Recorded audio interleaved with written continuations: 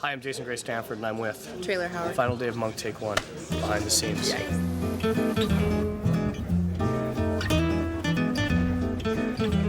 I have bets on who's going to crack first. Tony Shalhoub, number one. Me crying? Her next, then Ted, then me.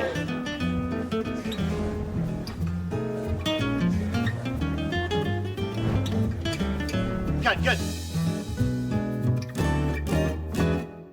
It's funny, in a lot of ways, this being our last day of shooting is a lot like our first day of shooting 8 years ago. At that time, we were all wondering what happens next. 8 unemployed people. It's bittersweet. I mean, it's a very emotional week as we kind of wrap it up. It's probably going to take me a few weeks to reboot and just sort of let the mantle of this character fall away. Have you been here all day? I've been here for 12 years. When I wrote the pilot for Monk and had Trudy die in that parking garage, I never thought that I'd have to actually figure out who did it and why. Green, please. I think this scene we're shooting right now is probably the most important scene we've shot in the history of Monk. After 8 years of storytelling, it culminates in this scene we're about to film. So let's see what happens. 12 years ago, when he was nominated for the federal bench, his name was in all the papers. Wendy Stroud must have seen it, right? He was going to tell everyone about me and Trudy and the child. So you killed her. And then Trudy. When Tony's doing his thing on the set, it's amazing because we write it a certain way and we're writing it just to this point. And then he finds this whole other level. I get a lot of help from just getting into the wardrobe. It's this external thing that I just sort of put on. Eileen, who was our costume designer from the very beginning, was so helpful, helping me to realize this sort of, this shell of this character. We had to eliminate things right away. We had to say no raincoat because Columbo wore the raincoat. We wanted to make sure that the jacket was kind of too small. We mostly go with 3-button jackets, and we started that when 3-button jackets were not in fashion. The lapels of the jacket were cut down and were not contemporary. Usually without a tie. I came up with the button. I think that was my big thing. Monk only wears brown. Yeah, different tones of, tans and browns. Brown, all the different shades of brown. And there's some golden browns too, but brown. Yeah. Once it became Monk, we never changed Monk. That was it. Monk stays exactly the way he is. You haven't changed at all. No. Not at all. I think the thing I'll miss most is what the writers have given me. These really unexpected, slightly off-center things to say, ways of seeing the world, the way Monk observes and sort of assesses things. They've given me some great words, some great lines. Vomiting. Yes, followed by death. Vomiting. Adrian, I really need you to focus on the last part of that sentence. There's going to be some vomiting, and then death. All he can hear is vomiting. That's worse than death for him. And it's pretty funny. Is there any chance death would come before the vomiting? We have a really cool blend of drama and comedy, and that's a credit to the writers. We have good writing, and good writing makes a good show. It's killing people using the opposite of their phobias. The opposite killer. So you're saying that the opposite of a spider is a tall building? What do you think the opposite of a spider is? For whatever reason, I just think that's the funniest little runner that I've had in like a handful of seasons. I have no idea, but it's not a tall building. Tell that to the opposite killer. I think the character is so unique.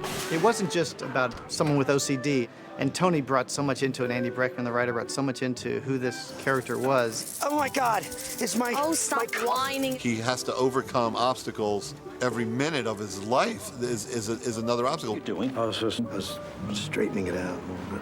Walking outside and getting into a car and driving to the crime scene, that in itself for Monk is a challenge. You could argue this is the bravest cop that ever wore a badge. He's the best detective in the world.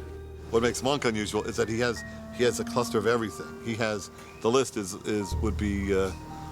fill up half a hard drive, of everything Monk's afraid of. Fear of height, past, fear of fear itself.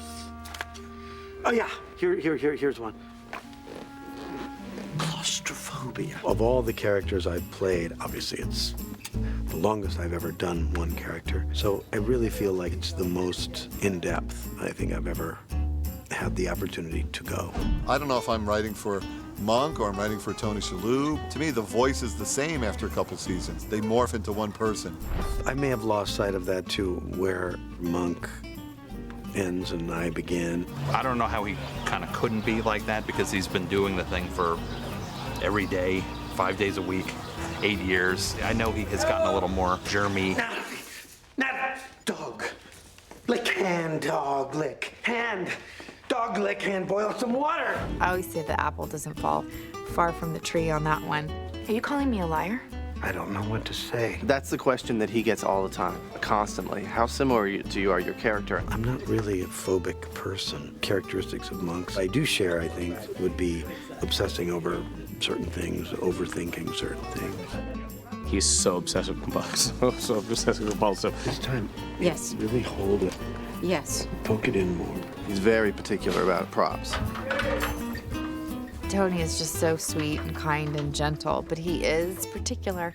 Is this inside me too? I wonder if He would be messing with a prop or something of that nature for a good 20 minutes sometimes. Here, hold here and hold it steady, then pull it out. I always say DVD, DVD. This should be on a DVD. And he's all about the props. hold it further up. Okay. Right there.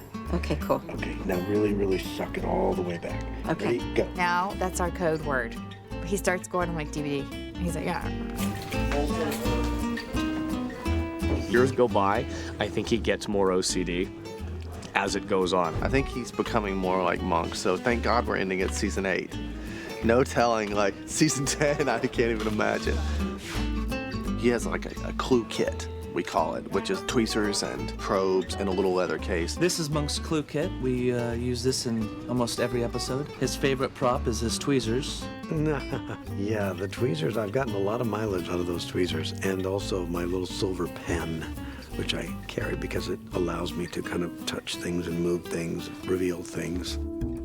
Whenever there's a prop on set, Tony, you know, it's got to be a certain way, or he'll say, hey guys, this prop has to be this way, and then we have to come back and make it perfect. It doesn't have to be perfect.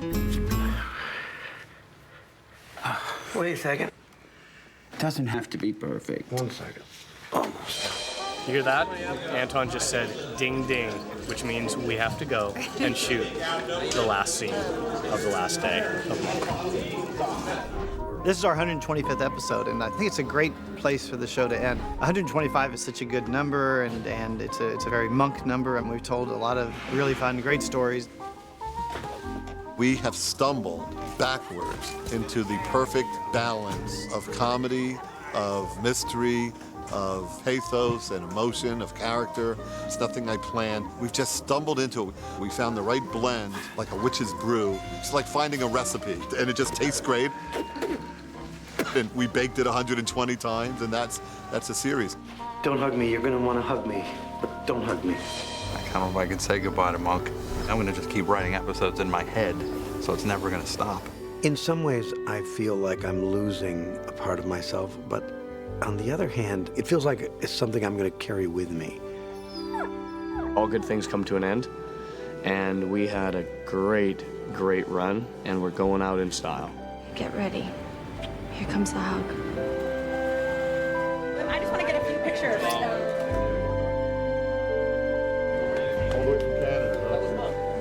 This is me, Tony, saying goodbye to you, me, Adrian. It's been quite a ride. That's a wrap. That's a wrap.